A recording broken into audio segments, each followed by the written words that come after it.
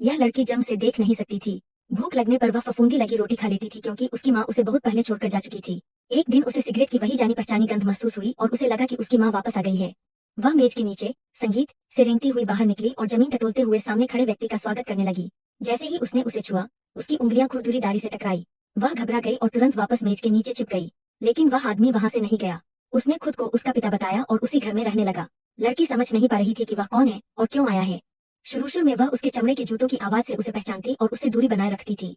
एक दिन उसे खाने की खुशबू आई। सूंघते ही उसने पहचान लिया कि वह नूडल्स है। लेकिन उसे याद था कि उसकी माँ ने अजंबियों से खाना लेने से मना किया था। वह रोटी ढूंढने लगी लेकिन वह कहीं नहीं मिली और वह डर गई। उस आदमी ने उसे नूडल्स दिए, मगर उसने घबराकर उन्हें नीचे गिरा दिया और फिर से मेज के नीचे छिप गई। तभी उसे पता चला कि उस आदमी ने सारी फफूंदी लगी रोटी संगीत फेंक दी थी और उसके लिए नई रोटी ले आया था। तब उसे एहसास हुआ कि वह उसे नुकसान पहुंचाने नहीं, संगीत आया है।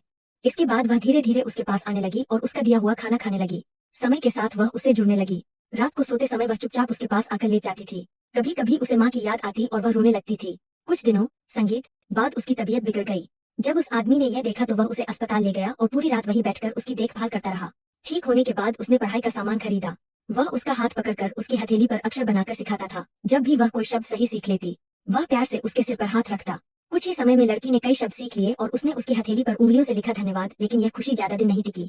एक दिन कुछ लोग आए और बोले कि घर सील किया जाएगा क्योंकि उसकी माँ का कर्ज अभी तक बाकी था। कोई और रास्ता न होने पर वह आदमी उसे अनाथालय ले गया। लड़की का मन बहुत भारी हो गया। जाने से पहले उस आदमी ने उसके हाथ में रोटी दी, लेकिन अचानक उसकी जानी पहचानी खुशबू दूर हो गई। वह घबरा गई और आगे बढ़ते हुए कांच से टकरा गई। वह कांच पर हाथ मारने लगी और उसे महसूस हो रहा था कि वह आदमी बाहर खड़ा है। वह उससे अलग नहीं होना चाहती थी। तभी अचानक दरवाजा खुला। उस आदमी ने उसके आंसू पोंछे। लड़की ने उसका हाथ पकड़ा और उसकी हथेली पर उंगलियों से लिखा